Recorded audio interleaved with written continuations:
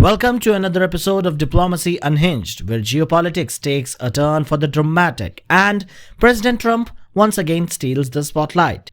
This time, it's halting the military aid to Ukraine, accusing the European leaders of freeloading of Uncle Sam while they keep their wallets open for Russian oil and gas. And just like that, the transatlantic divide deepens. While Europe scrambles to figure out how they support Ukraine without American backing, Russia is likely sitting back with a bowl of popcorn, enjoying the show. But amid the chaos, one man sees this as a total opportunity.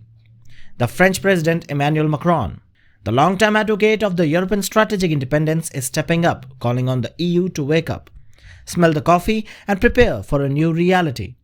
One where they can't count on Washington to handle their defense need. And he has got an ace up his sleeve: nuclear weapons and the energy. Reportedly, Macron is now pushing the idea of European nuclear deterrence, with France at the helm. With the US nuclear umbrella suddenly looking more like a paper parasol, European leaders are being forced to rethink their security strategy. The German election winner Friedrich Merz has even floated the idea of a nuclear sharing with France, a bold suggestion that would have been unthinkable like 2-3 months ago. For context, France is the only nuclear power within the European Union, now that Brexit has sent UK packing. The French nuclear arsenal includes submarine-launched ballistic missiles and air-launched cruise missiles, carried by the long-range bombers, enough to make any potential aggressor think twice. While France is a NATO member, it has always kept its nuclear forces independent, unlike other alliance members who rely on US protection. And Macron, like every other visionary or opportunist, depending on who you ask, has been dropping hints since 2020 that France's vital interests have been European dimension. Now, with Trump's latest move, that concept is gaining more traction. But here's the thing: the nuclear deterrence is all about ambiguity. No country spells out exactly when or how they will use their nukes, because that would defeat the whole purpose. So while Macron might be willing to have a conversation about the nuclear protection, there are some limits. The French Defense Minister Sébastien Lecornu was quick to clarify that France's nuclear forces will remain under the sole authority of the French president.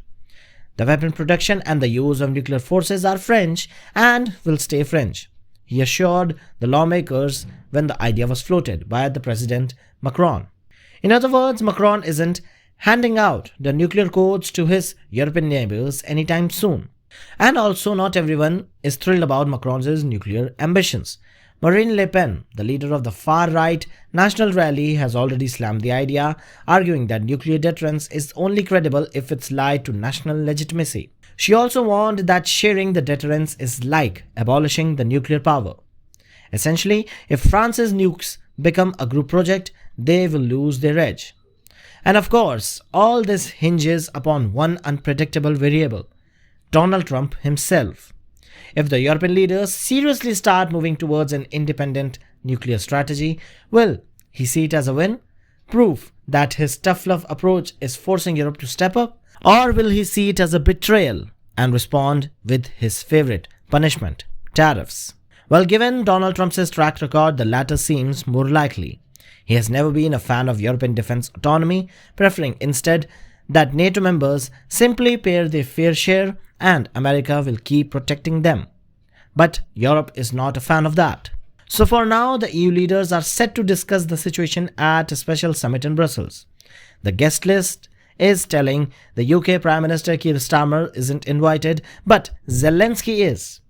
The main topic is how to start this alliance and support Ukraine even in the absence of United States. Macron's nuclear gambit is just one piece of a much larger puzzle. But one thing is clear: Trump's latest move has forced Europe to confront an uncomfortable reality. If they want the security, they must have to provide it for themselves, whether that means investing in their own militaries or paying America their fair share, deepening European defenses, or even more controversially, considering the nuclear options remain to be seen. But for now, the world watches as Europe scrambles. Putin smirks and Trump, as always, keeps everyone guessing.